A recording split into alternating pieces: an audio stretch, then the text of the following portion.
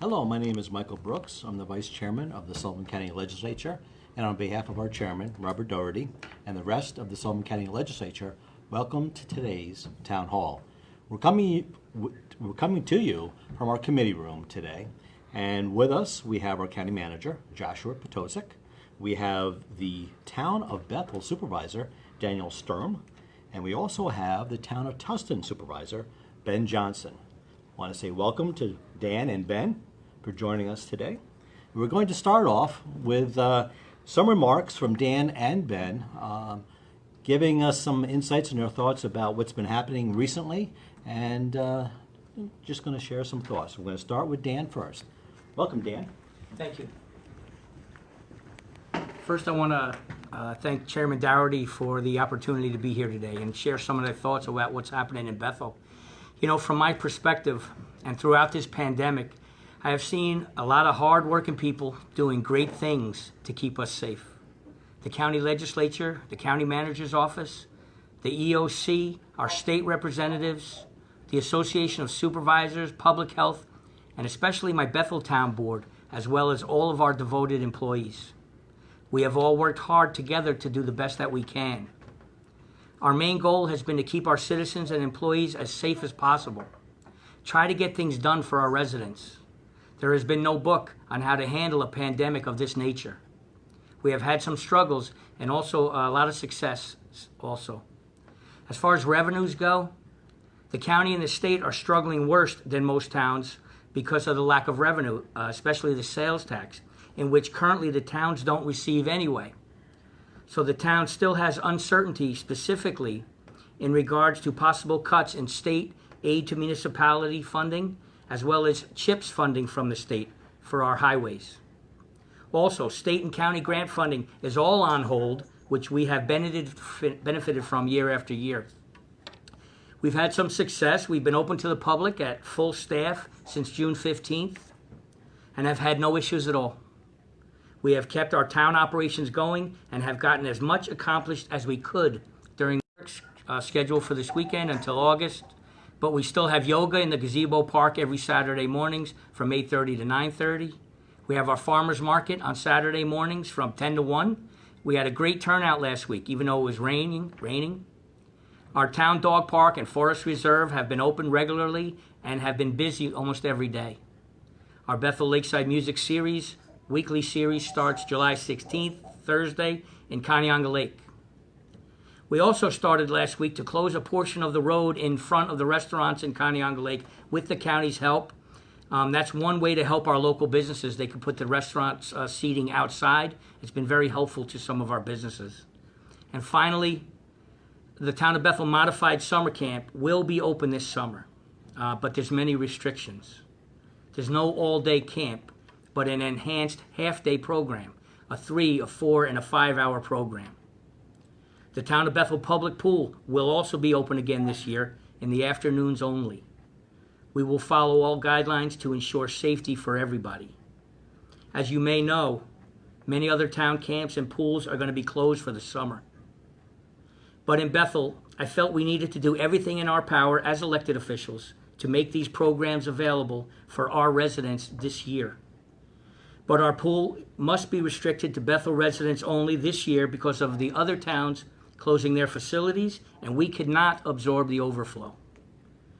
The camp employs a lot of local people, provides daycare for many of our hardworking residents, and as a county with an unhealthy ranking of 60 out of 62 counties statewide, we need to do all we can to provide recreation to help us get healthier together, especially during tough times like this. So that's just some of the updates that we have from the Town of Bethel. Thank you, Dan. Next, we'll go to Ben Johnson to share some of his thoughts. Ben, welcome today. Thank you, Mike. I thank the legislature also for the opportunity to be here today with you all. Tusten, I believe, has fared very well through the pandemic so far. We've got the majority of our summer homes. People came up early and have stayed there.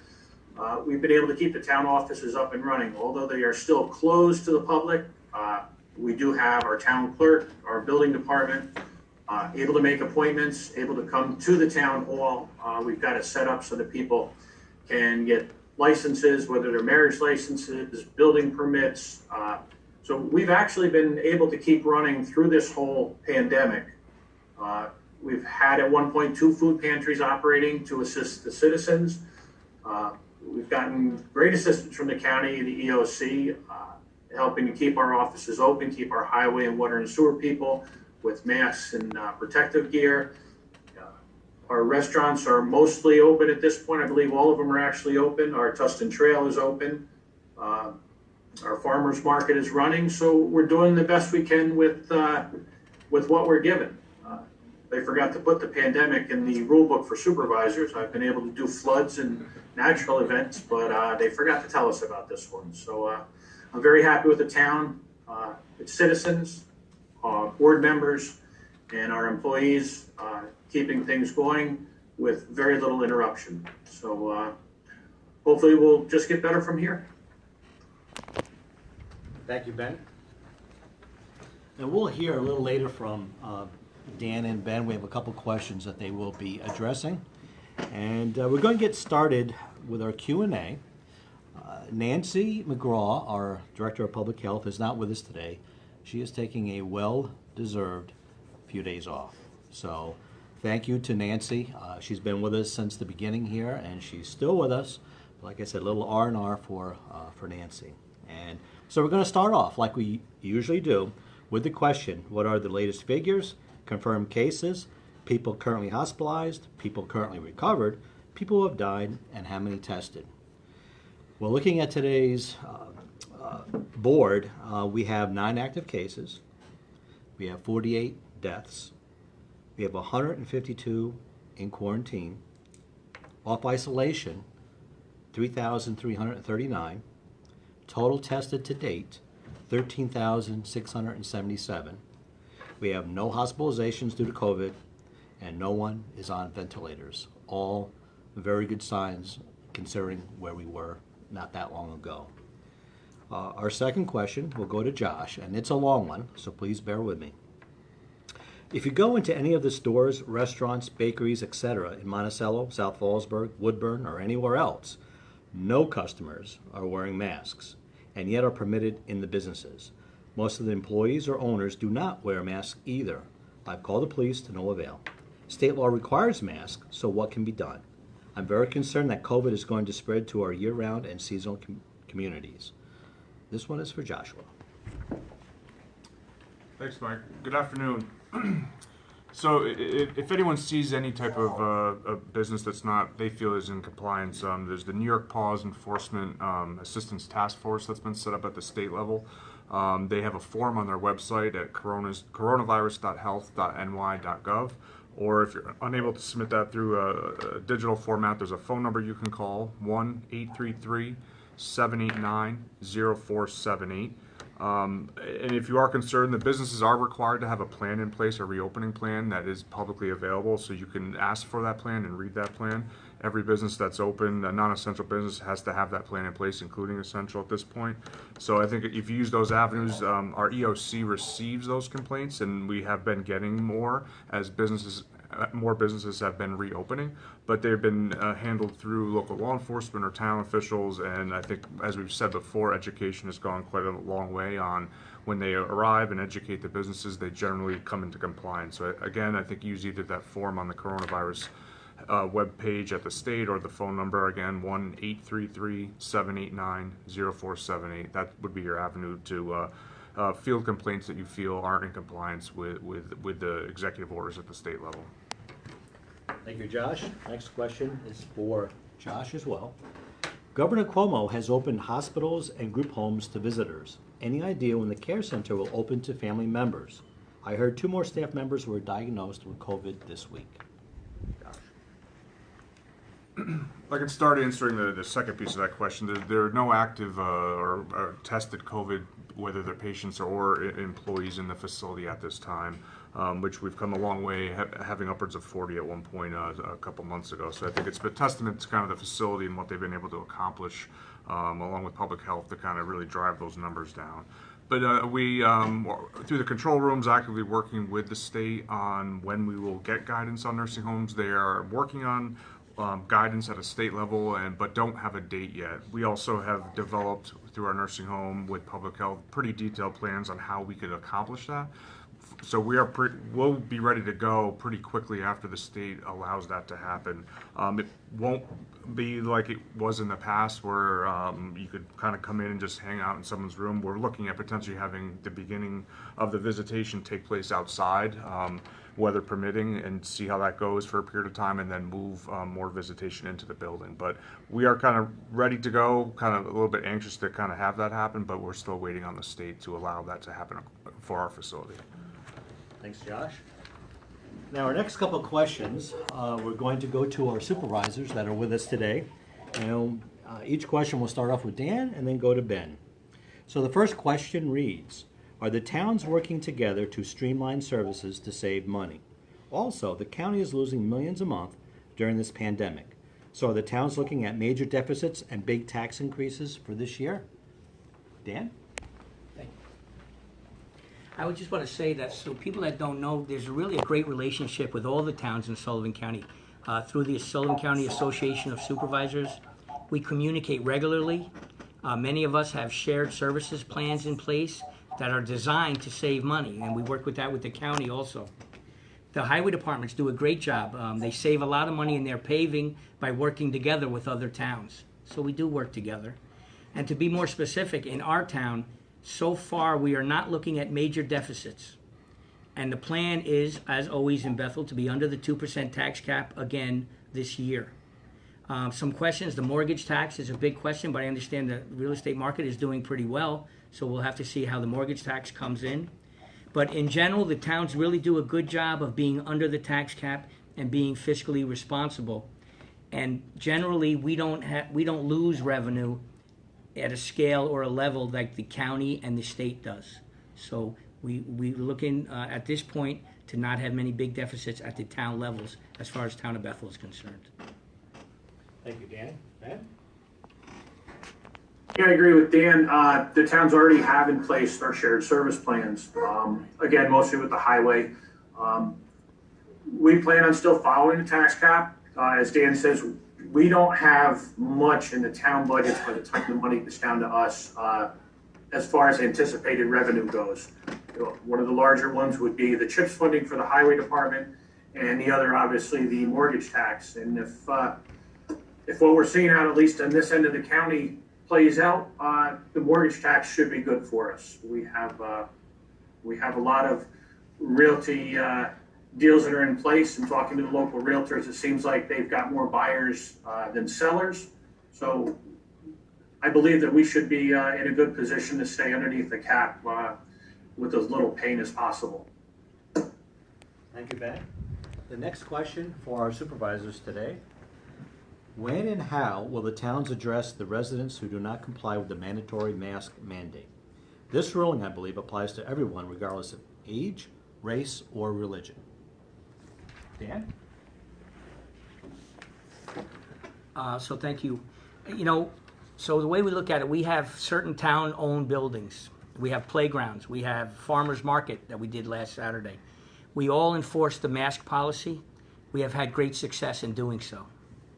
But locally, the way the executive order is written, and this is my understanding, is that we do not have local enforcement ability to enforce those provisions. There is no law that we can cite to enforce the provisions. What we do, as Josh said earlier, is we refer all issues dealing with the executive order to the governor's hotline or to the state police. We generally don't have the resources or the means to enforce those provisions as they are currently written. We want to educate, we want to inform, and we're going to do that, and we do that. But at this time, we refer to the governor's hotline for the compliance issues. Thank you, Dan. Ben? Again, it's a nice thing having Dan go first because it's a good information out that I don't need to repeat. But as Dan said, even here in Tusten, our farmers market, our restaurants, our food markets, they've all got their signs up. There seems to be a very good following of the mandate. As far as like our town hall, that's one of the reasons that we kept our town hall closed, so that we don't expose the people that are working there. I don't know if anybody's seen the size of our town hall, but we share many offices, so that's why the majority of them are working remotely, and we have them closed even to the board members in order to keep the public safe and keep ourselves rolling. So again, we don't have the avenue for enforcement, and like the county manager says, we've got the number to call for the assistance with that. Thank you, Ben. And as I've always mentioned here in the past, or I have mentioned a few times in the past, that I'm a firm believer that government always works best the closest you get to the people, and then more accountable. We know folks, and I think Dan and Ben have shown through their leadership with their town boards and other officials in their government how well you run a town at the local level. We're very fortunate, not just for Dan and Ben, but the rest of the supervisors, town board members, town clerks, and so on, of our local governments within Sullivan County that have been doing a fantastic job through this hard, and there's no book written, as Ben mentioned earlier, about how to go about dealing with that pandemic. But I think the residents of Sullivan County will agree that we've done all things considered, a very good job. So we have a few questions left, and next one is for Josh. Actually, they're all going to be for Josh. And it reads, are we on track for phase 4, or are we slipping back like some other states? When does phase 4 start? And what do you think is the reason for our continuing low case numbers? Josh. So just to reiterate from a couple of the town halls that we're part of the Mid-Hudson region, so we're daily on regional control room calls looking at the statistics for the entire region, not just Sullivan County. But the region itself has continually, almost day after day, gone down in the major statistics that you need to progress on to proceed through the phases. So assuming there's no adverse data that comes out over the next several days, July 7th, we would be entering phase 4 next Tuesday. There's been some pretty widespread publicized little minor outbreaks in some of our bigger counties, Westchester, Rockland County, with some graduations and like. But outside of that, and I can see, as Mike talked about, I think we're in the single digits for the first time on positive cases in the better part of 3 months. So I think you can see that's what's happening in the region. So I think how did we get there? I think that a lot had to do with, one, the public health officials and the amount of testing that New York State and the Mid-Hudson did, and now the contact tracing that's really stepped in locally, but also at the state level, on a regional level. But just as important is everyone taking responsibility, not going out when they don't need to, wearing a mask, social distancing. So I think it's a combination of both the individual responsibility, but also the great work of not only the local public health departments, but our hospitals, state DOH. So I think it's been a real team effort in that sense, that it's been the public health officials, but also local residents and visitors that have taken upon themselves to do the right thing. Thank you, Josh. Next question for you is, why is Lake Superior State Park closed this weekend? Can't we safely enjoy the park by social distancing there? Josh. So our state park, we are having the small parking area, the walking and picnic areas open for the public. The boat dock, boat launch, and the beach itself is closed. Similar to what we saw, we were concerned about what we kind of saw over Memorial Day weekend, and not having staff on board to be able to monitor the park, and from a liability perspective, not having lifeguards and such. We felt it was, at least for this weekend, could have been an issue that we would have been straining resources on to be able to address. We are looking at potentially opening maybe as early as next week or the week after, for probably not 7 days a week, but maybe 3 or 4 days a week, certainly the weekends, and maybe a Thursday, Monday type thing. But that will be noticed if that is decided in the next couple of business days. And our last question for our county manager. When does the county create its budget for 2021? And are we looking at a property tax increase? So a county budget calendar is pretty similar to a town budget calendar, but the instructions to the department heads will be going out probably by the end of next week. I have until statutorily in state law until November 15th to file a tentative budget that I hand over to the legislature. They then can review that budget up and until December 20th and take action on no later than December 20th of this year. We try to do that a little bit earlier every year just so we can get tax bills out and the like.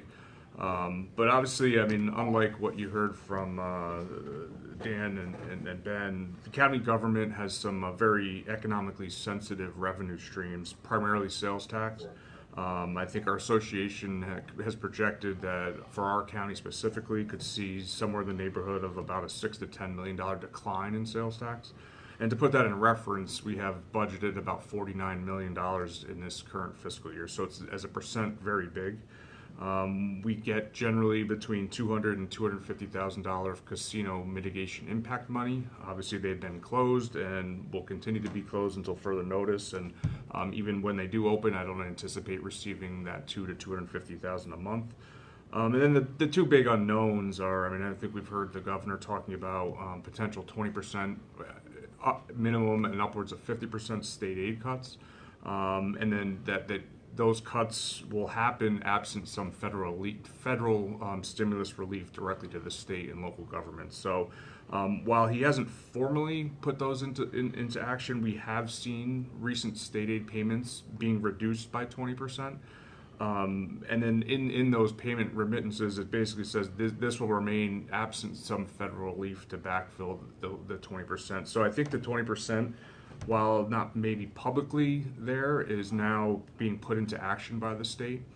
So we've gotten CHIPS reimbursements by 20%. We've gotten some other revenue sources even this week that have been reduced by 20%.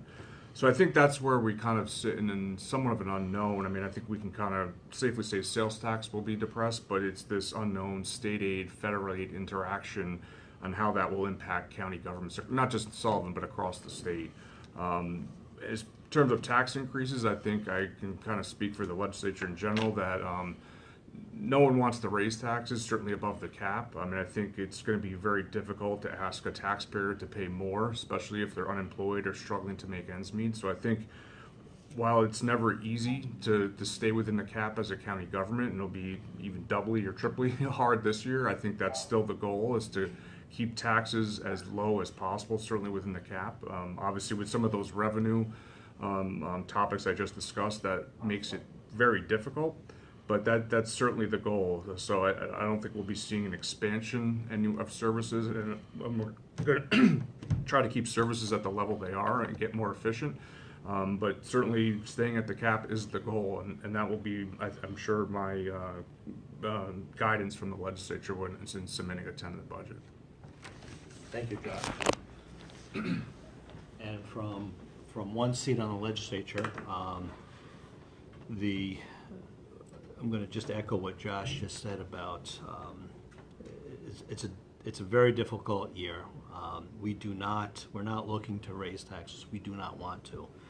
There's some tough choices that we may have to make going forward, but the intention right now is not to exceed at least that 2% tax cap, and we take it seriously. We haven't been down this road before, but we're going to do our best to move the county forward in a very positive direction with not adversely affecting the residents of Sullivan County.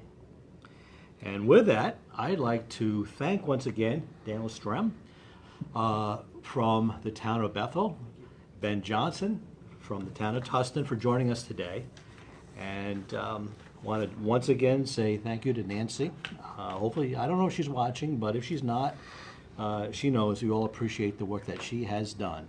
And thank you for tuning in and watching us and sending us your questions. I want to wish everybody a happy 4th of July. Take a moment to think about our country and how special this country is, and to be thankful for living in a country that has a type of freedom that we have. And just to think about that for a second, and to think about the things that have happened throughout our history. They're there to learn from, and there's a lot of positives to be taken from that. And a framework was developed long ago for us as we evolve as a country and as a citizenry to be able to modify the laws, if you will, as we evolve as a society. And it's something to really keep in mind, that as we go forward, we have the ability to make those changes and to listen to people, because we are governed by the people, for the people. So with that, I'd like to say thank you once again. Be safe, and bye for now.